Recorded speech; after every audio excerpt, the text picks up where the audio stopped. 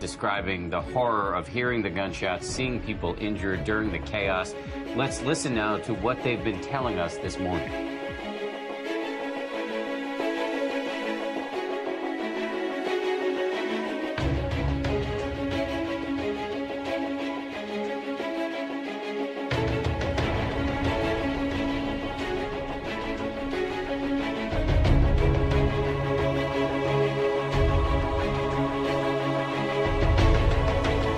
The 47-year-old was essentially sentenced to life in prison without any possibility of parole. The judge saying that he hopes this brings some kind of closure to the families of these 8 people who were gunned down.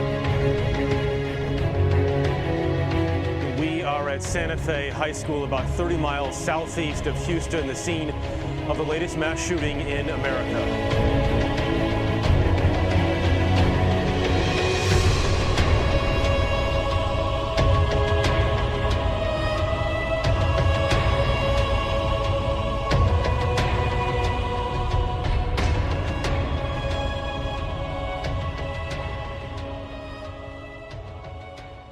My name is Unique Diamond Lene Mitchell, and I go to San Lorenzo High School. I am Benjamin Hake, and I'm a teacher here at San Lorenzo High School. My name is Naima Precious Lucky Simpson, and I go to San Lorenzo High School. Alan Fishman. My name is Bella Lee, and I'm a San Lorenzo student. My name is Judy Smith. I'm a social studies teacher at San Lorenzo High School. Gun control has gotten out of hand. Basically, it takes nothing to get a gun at this point. You can go to a fair and get a gun. You don't need a license. You don't need an extensive background check. The measures that should be taken, the precautions that should be used, aren't used. I believe it's necessary and that we should increase gun control in the United States and worldwide. There's lots of models to follow that shows increased gun control leads to less violent gun deaths, and I think that should be the goal. My opinion on gun control is that it's not really controlled enough for our society because a lot of tragedies keep happening. Gun control is not strict enough. It's that we need more gun control laws. We need more reform and regulations because there's been clear evidence and incidents that's happened in the past that shows that our regulations aren't up to par. I'm totally for gun control. I mean, common sense gun laws, not to get rid of the Second Amendment, but to have gun control. Personally, I'm anti-gun, although that doesn't really guide my belief on gun control. I don't enjoy guns, I don't use guns. I'm for gun control because it makes sense. It's a practical way to reduce gun violence. To control access to guns means less gun violence. So I think like your belief in like, do you think guns are good or bad, doesn't really play into what laws would make sense to make a better America. I am anti-guns because from my knowledge, my family does not own guns, and I've never really had any experience encountering guns, so I don't feel the need to be around them or like need any use for them, but it's understandable that people may want them for protection or for like to practice shooting as like a sport, but there needs to be clearly more regulations for people who want to do that so that people who do obtain guns truly want to use it for that specific purpose. They do way more damage than they do good, and in reality we don't need them in our homes and in our streets and with our youth, and we just don't need guns right now in the streets. That's one of the last things that we need. Personally, I'm anti-guns, but like I said before, that I do believe that it's good for hunting. It should be allowed. People that have gun collections, that should be allowed. I'm anti-guns because it does more damage than it does help. I'm pro-gun violence prevention and safe schools. I'm not anti-gun. I will never get rid of the Second Amendment. I don't think we have to get rid of the Second Amendment, and people who scream that that's what we're trying to do is they don't know what they're talking about. I have friends that are hunters, and they love it, and I think it's great that that's what they like to do, and also I think people having guns for self-defense is fine too, within reason. Increased access to guns means more gun violence. So if your goal is to reduce gun violence, which that's my goal, I think that should be everybody's goal, then control guns better. My cousin, she passed from a gun, so one of her friends were playing with it, and then two, like seeing all these mass shootings on the news, like on the Strip of Las Vegas and at schools, the more things that happen, the more against guns I am. My cousin, she was in a car with some of her, like a group of her friends, and one of her friends were playing with the gun, and she unfortunately did get shot with the gun, and she passed away, and it like took a really, really big toll on my family. I was like young at the time. Like I know she was my cousin, I was kind of close with her, but like it just took a really big toll on my family and like her friends and the neighborhood that she grew up in, and if there was more gun control, then it all could have been avoided. I had traveled for 6 years and 4 years in Asia, and at the time, John Lennon was killed by some crazy guy in New York City, and I was at a party in Japan, and in Japan, they really can't understand. You know, they have a democracy like we have a democracy, and they can't understand why we have all the gun shootings that we have in our country. So this man said, he asked me, why do you Americans kill your leaders, you kill your presidents, and now you're killing your rock stars? And it was one of the few times that I was speechless, because I'm usually not speechless, but I couldn't say anything because I didn't have a good answer to this question. And then I realized at that point I need to do what I can as an individual citizen to try to change these gun control laws.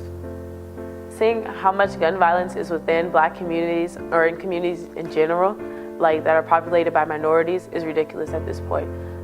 Seeing our children being gunned down, our mothers, our fathers being gunned down. If it were white people, if it were colonizers per se, it wouldn't get this far.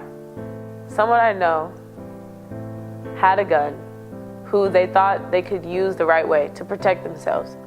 But that's what everyone thinks, to protect themselves. And that person went to jail for that gun and are still fighting the case today because they thought they could protect themselves, when in reality that gun just caused more hurt than it did help.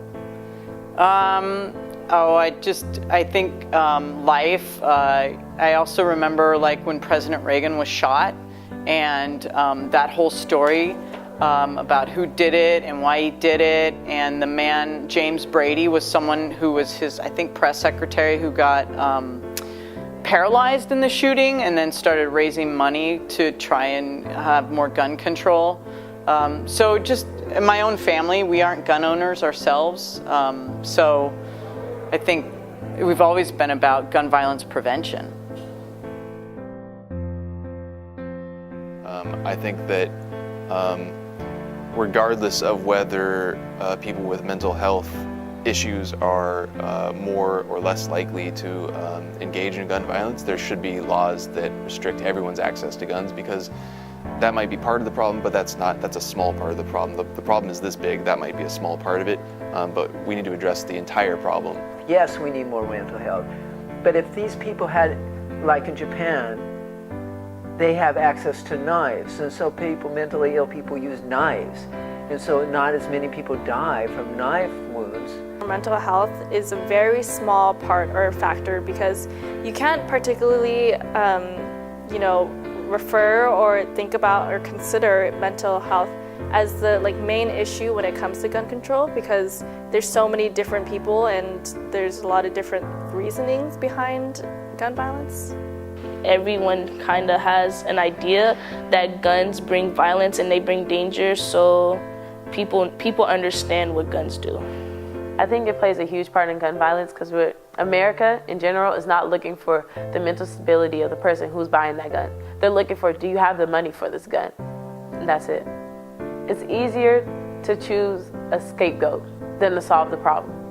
Well, I definitely think mental health is part of it. I think there's a lot of little pieces that are part of gun violence, and we do need to address mental health in this country. We need to do a better job providing mental health specialists in high schools and at younger levels. We need to provide people more access to experts who can help them when they're suicidal or they're feeling like they're going to do something to other people. There's no doubt there's a link, but it's not the sole reason for gun violence.